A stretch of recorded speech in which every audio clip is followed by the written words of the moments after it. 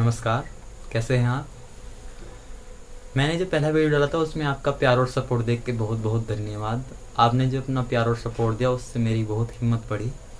आप इसी प्रकार अपना प्यार और सपोर्ट देते रहें और मैं आपको अच्छी अच्छी वीडियो अपलोड कराता रहूँगा। उस वीडियो में मैंने आपको बताया था कि हम ज्योमेट्री से शुरुआत करने जा रहे हैं और आज मैं आपको ज्योमेट्री का त्रिभुज पाठ पढ़ाने जा रहा हूँ। आपको अक्सर कन्फ्यूजन होता है कि समबाहु त्रिभुज कौन सा होता है और विसमबाहु त्रिभुज कौन सा होता है और समकोण त्रिभुज कौन सा होता है। आज इस कन्फ्यूजन से आपको मुक्ति मिल जाएगी क्योंकि आपको त्रिभुज से मैं भली भांति परिचित करा दूंगा। त्रिभुज जो होता है वो दो भागों में बांट सकते हैं। पहला होता है भुजाओं के आधार पर और दूसरा होता है कोणों के आधार पर। भुजाओं के आधार पर जो त्रिभुज होता है वो तीन भुजाओं से मिलकर बना होता है और कोणों के आधार पर जो त्रिभुज होता है वह तीन कोणों से मिलकर बना होता है। आइए देखते हैं। भुजाओं के आधार पर जो पहला त्रिभुज होता है वह समबाहु त्रिभुज होता है। समबाहु त्रिभुज में आपको नाम से ही पता चल रहा है, सम का मतलब होता है समान और बाहु का मतलब होता है भुजाओं वाला। समान भुजाओं वाला त्रिभुज समबाहु त्रिभुज कहलाता है। इसके प्रत्येक जो भुजा होती है वह तीनों समान होती हैं। दूसरा होता है समद्विबाहु त्रिभुज। समद्विबाहु त्रिभुज के ही नाम से पता चल रहा है, सम का मतलब होता है समान और द्वि का मतलब होता है दो और बाहु का मतलब होता है भुजाओं वाला।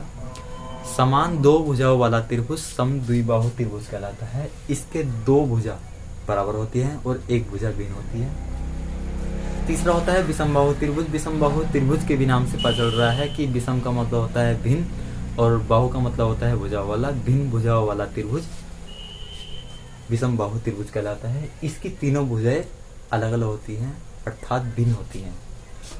दूसरा होता है कोणों के आधार पर त्रिभुज। कोणों के आधार पर भी त्रिभुज तीन प्रकार का होता है। पहला होता है न्यून कोण त्रिभुज। न्यून कोण त्रिभुज के भी नाम से पता चल रहा है, न्यून का मतलब होता है कम से कम। इसका मतलब यह है कि इसके तीनों कोण जो होते हैं वह 90 डिग्री से कम के होते हैं, इसीलिए इसे न्यून कोण त्रिभुज कहते हैं। दूसरा होता है समकोण त्रिभुज। समकोण त्रिभुज के भी नाम से पता चल रहा है, ये इसका एक कोण जो होता है वह 90 डिग्री के होते हैं और जो दो कोण होते हैं वह भिन्न भी हो सकते हैं और समान भी हो सकते हैं, इसीलिए इसे समकोण त्रिभुज कहते हैं। इसका एक कोण जो होता है वह 90 डिग्री का होता है। यह पाइथागोरस थ्योरम में भी बताया गया है जब हम ट्रिग्नोमेट्री पढ़ते हैं। तीसरा होता है अधिक कोण त्रिभुज। अधिक कोण त्रिभुज के भी नाम से पता चल रहा है, इसका एक कोण जो होता है वह 90 डिग्री से ज्यादा का होता है, चाहे वह 100 हो या 110 हो या 120 हो। दो जो कोण होते हैं वह समान भी हो सकते हैं और भिन्न भी हो सकते हैं। तो आपको पता चल गया होगा कि त्रिभुज कौन कौन सा होता है और कोणों के आधार पर कौन सा होता है और भुजाओं के आधार पर कौन सा होता है। कैसा लगा हमारा वीडियो आप कमेंट बॉक्स में ज़रूर बताएं।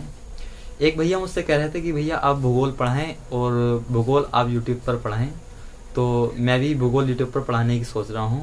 आपको एक भूगोल की वीडियो शुरुआत में देने जा रहा हूं, शाम तक दे दूंगा उसे मैं।